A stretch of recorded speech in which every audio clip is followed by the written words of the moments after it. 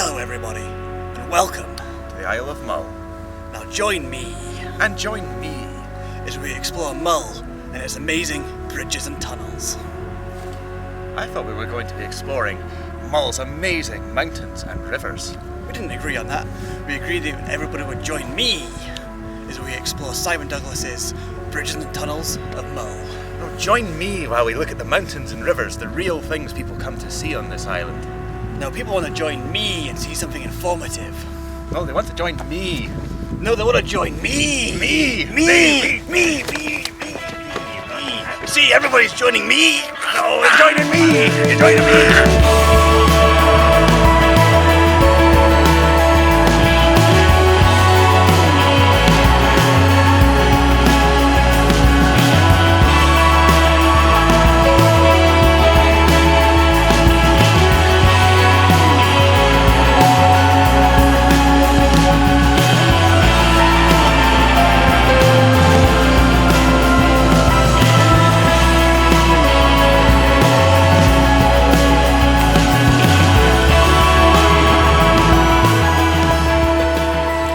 Sailing ships, as you can see behind us, have always been a bit of a staple of our Mull holidays, but today we're able to do something a little bit different.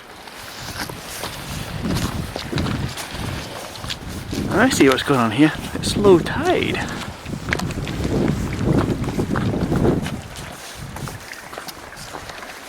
The tide is low enough that we can go on them and explore. Well, get exploring then.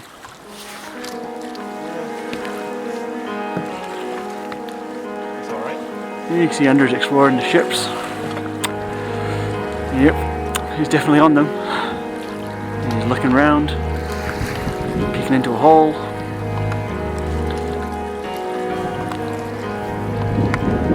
There, look at that horrible, sludgy, slimy, oily looking water. I actually feel a hell of a lot less safe on this ship than the last. So I'm not going to go much further, I'm just going to look at this stuff here.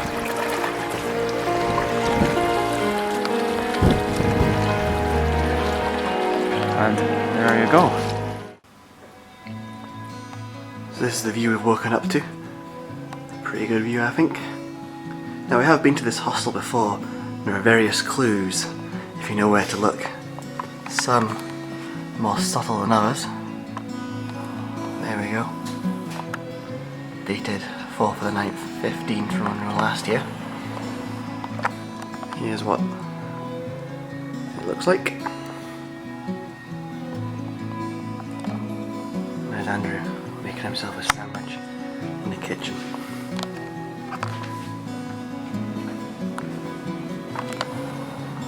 Notice how he spreads the butter on the bread. Yes, it's an ancient process that's long lost to most of mankind, but I'm keeping up the ancient traditions and looking for an apprentice to pass this on to the next generation. The problem with life is change. Everything changes. Sometimes for the best, sometimes for the worst. Brexit. Sometimes. That is definitely for the worst. But in this case, we've gone for a change that most people won't really notice or care about. But to me, it's a vandalisation of history. I draw your attention to the up and coming sign. Now the top part is a pre-war boys sign dating back to before the 50s. And originally, I'm going to show you a picture in the video as well, it had a wee bit underneath it which also dated back from the same time period, telling it was a cattle grid.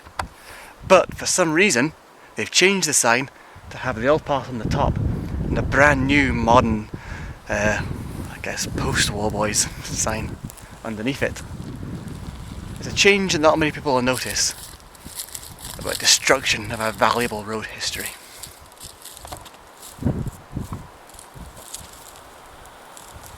Does this mean we never have to come here again?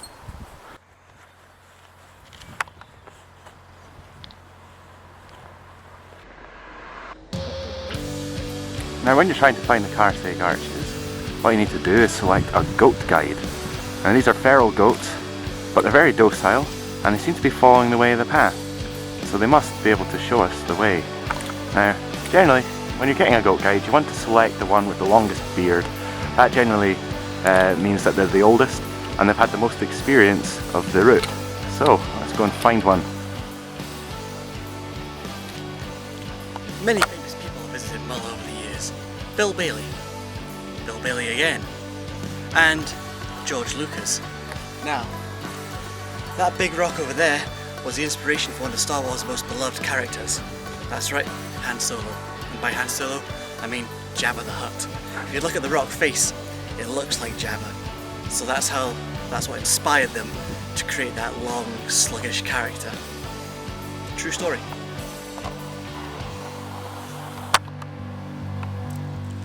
Now, I promised I wouldn't do another rubbish Australian accent on a video for a Mull, but this time we're seeing some real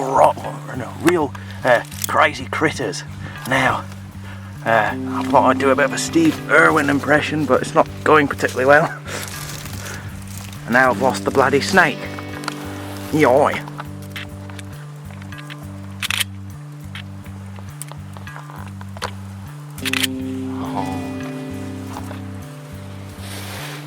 Nice, I never had a good footage of a snake before. Yeah. It's amazing.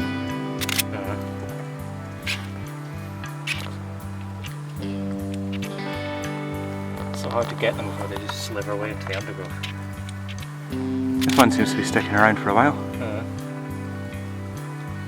Still quite cold. Amazing how fast they move though, isn't it? Like I know. you'd think they would just struggle over this sort of land.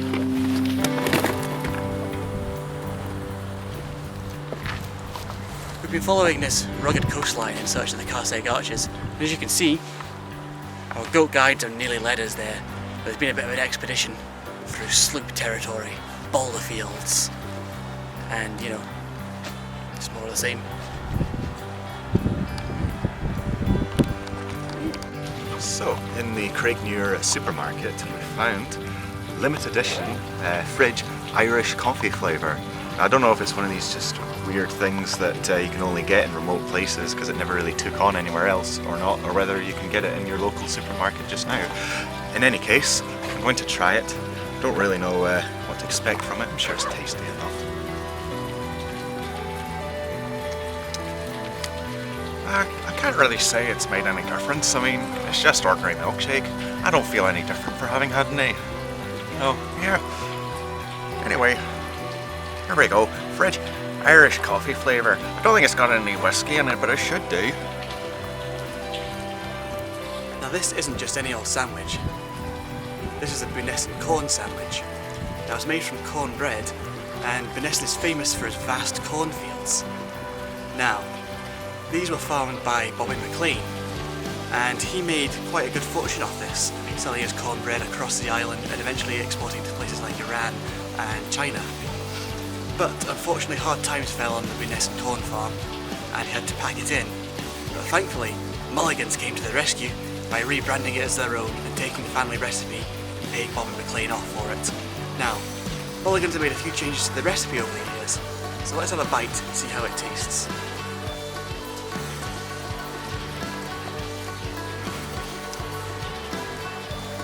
Mulligans. The things we do for sponsorship money. Ruin the taste of this sandwich. Why do we do it? This is the first Karseg Arch. That's pretty impressive, but there's actually no obvious way down. As you can see, it's a tremendous big cliff drop, but our trusty goat guides have shown us the true way. Gotta get up there where he is. Thing is, he's a goat. He can do this. We probably can't. In fact, I can see us going right down. Splat. Okay. We're going? Yep. So this is the second of the Karseg arches down there. It's called the Keyhole. Can't really see it from this angle, but there is a huge arch built into that formation.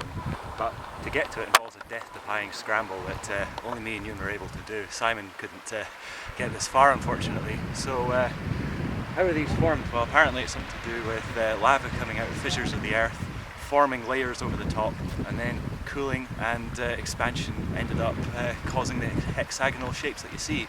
And then beyond that, it just became eroded by time and became a sea stack with its own sea cave and then sea arch forming through it.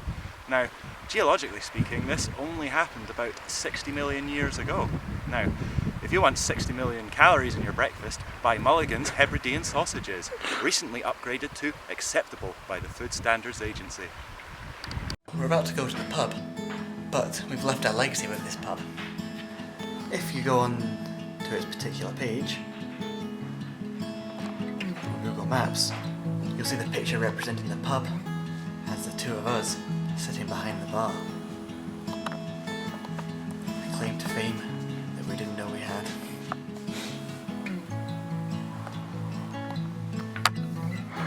Why are you wearing that stupid Simpsons t-shirt?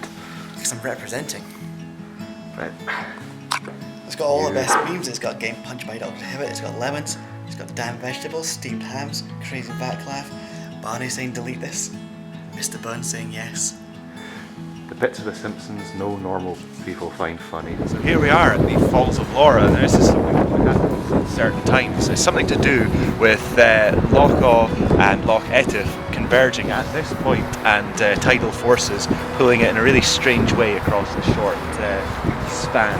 And what it leaves is this really interesting kind of natural feature. I don't know much about it, so it can do its own talking. Above it though, is the Connell Bridge. Now everyone knows that I'm the bridge expert in this duo, and I'm going to tell you a little bit about it. And it is a cantilevered thing, and it's the second only cantilevered bridge in Scotland apart from the Forth Road Bridge. Railway bridge and jump. Oh, for fuck's sake. Anyway, this, as you may remember possibly from our last video, featured all the way from the Isle of Mull. You can see it from very far away. Like the Great Wall of China, it can actually be seen from space. That is, of course, if you're in your space station looking at photographs of it. Benmore, Mull's highest mountain and the only one with Monroe classification. It's one of the last ones people tend to do, along with the Inn Pin, because you have to get a ferry to get out here, so people like to make a special occasion of it. Now, as you can see, conditions up there are quite snowy. When you take on mountains like that in winter conditions, you have to be prepared. You have to have lots of layers, the right equipment and training, and most importantly of all, the best snacks for the job. Mulligan's pork rind biscuits are the one. They taste damn good to boot, and they often taste a little bit like boot if you ask me.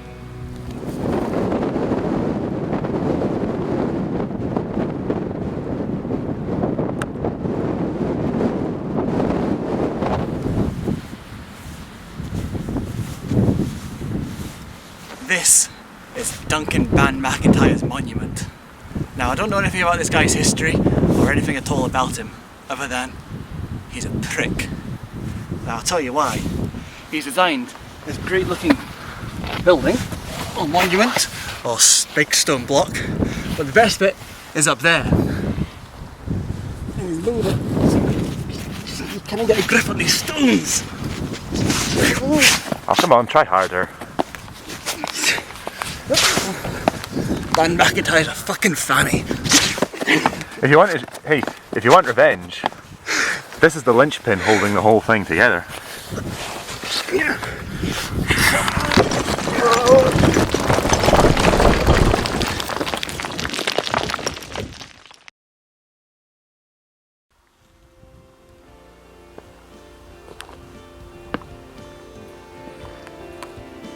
We visited many places, for instance, the Isle of Skye, famed for the stark majesty of its spires and peaks.